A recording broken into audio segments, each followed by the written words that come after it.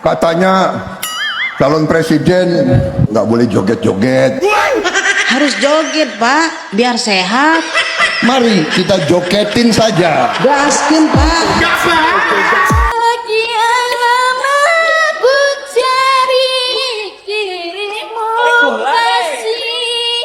Susah kalau kita menyalahkan angin dari mana saja, ya.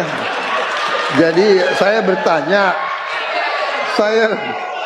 bertanya dengan anggaran segitu besar jumlah langkah-langkah yang bisa dilakukan untuk dengan real dalam 5 tahun mengurangi polusi, juga di mana rakyat Jakarta begitu banyak yang mengalami sakit pernafasan.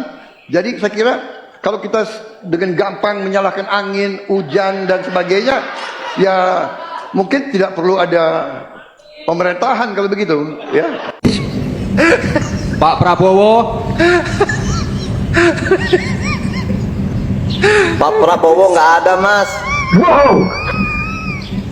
Bang Haji, beneran Bang. Wow. Tenang saja Pak Prabowo. Pak Prabowo nggak ada, Mas. Kalau nggak percaya, Mas Gibran kesini deh. Saya sudah ada di sini. Nyapu-nyapu si sapu lidi, nyapu di taman si burung gelatik, ngaku-ngaku pendidikannya tinggi, tapi yang didukung malah penculik. Ini konsepnya gimana sih? Katanya si Wowo itu udah banyak hartanya, nggak butuh harta lagi, dia mau mengabdi kepada negara ini. Pret, ya bodoh-bodoh gini aku kasih tahu ya. Tanpa mertuanya yang lama sekali memimpin negeri ini selama 32 tahun, hartanya si Wowo itu nggak bakalan sebanyak itu. Samanya koalisinya itu, yang mengintip hartanya yang di Kalimantan Timur sana, koalisinya itu. Nggak beda jauh dengan wakilnya.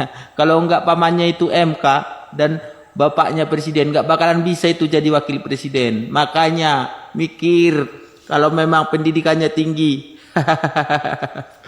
Jangan yang didukung penculik. Hidup rukun bersama tetangga. Mari kita saling menyapa. Kalau ada yang menjelekkan kita, mari kita jogetin saja.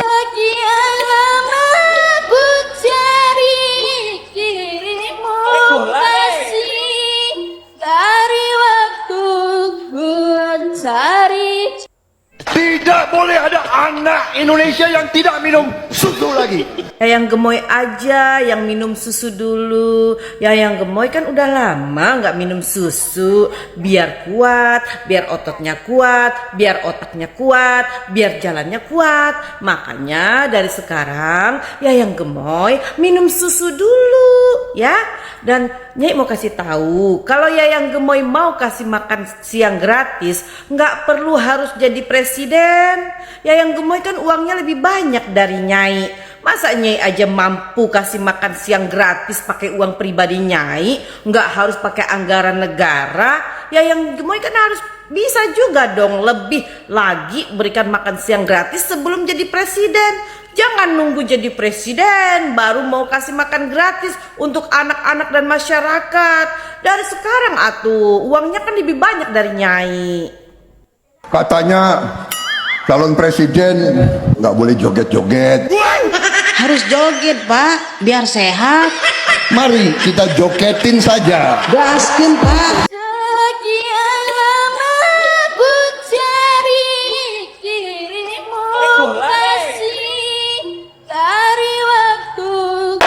Dan saya tidak takut tidak punya jabatan, Mas Anies. Aku calon presiden, nggak jadi, tapi lumayan menteri pertahanan sekarang. Mas Anies, saya tidak punya apa-apa. Saya tahu Pak Prabowo memiliki lahan yang sangat luas di Kalimantan Timur sebesar 220.000 hektar. Juga di Aceh Tengah 120.000 hektar. Tanah yang katanya saya kuasai ratusan ribu di beberapa tempat, itu benar. Wong ngomong kok mintra-mintri saenake udeli dhewe. Sorry ya.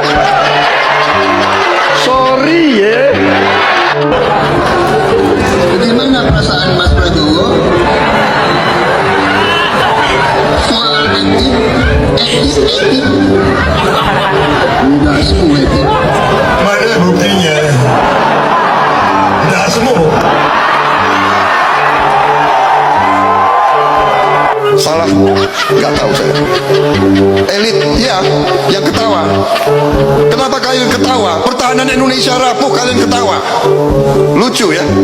Pak, satu lagi sebelum saya lempar ke audiens, karena saya ingin minta sikap Bapak soal revisi Undang-Undang ITE yang saat ini sedang dibahas di DPR dan memakan banyak korban karena ada banyak pasal karet di sana. Apa pendapat Anda soal Undang-Undang ITE itu, Pak? Dan Saya mau jujur ya. Nanti saya akan pelajari lebih dalam. Terus sengaja saya tidak mengikuti semua rancangan undang-undang.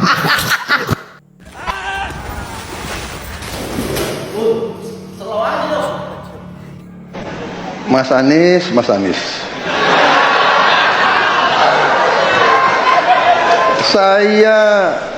Saya berpendapat Mas Anies ini agak berlebihan.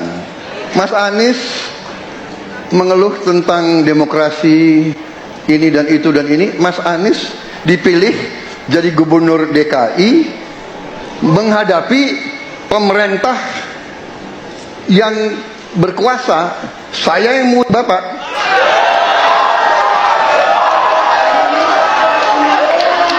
Kalau demokrasi kita tidak berjalan, tidak mungkin Anda jadi gubernur.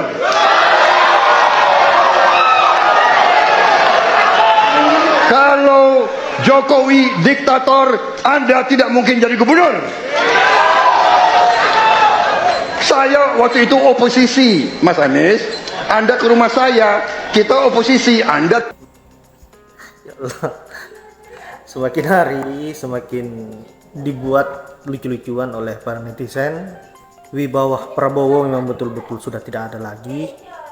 Terlebih lagi koalisinya satu persatu melakukan sebuah blunder yang membuat para netizen geram, yang akhir ini Prabowo memang dibuat terungkat oleh netizen. Inilah efek akibat menghalalkan segala cara untuk merebut kekuasaan. Saya kira kita tidak perlu kaget lagi dengan keadaan yang dialami oleh koalisi Gemo saat ini yang amburadul. Terlebih lagi setiap harinya para netizen membuat parodi yang membuat kita tertawa terpingkal-pingkal menyaksikan apa yang menjadi kelakuan netizen. Nah, terima kasih buat netizen yang sudah menghibur seluruh rakyat Indonesia yang saya kira saat ini dipenuhi dengan ketegangan-ketegangan karena musim politik saat ini memang panas. Dan juga untuk sahabat-sahabat, semoga bisa terhibur dengan video yang saya up. Dan saya akhiri dengan ucapan wallahul muwaffiq ila aqwamit thoriq. Assalamualaikum warahmatullahi wabarakatuh.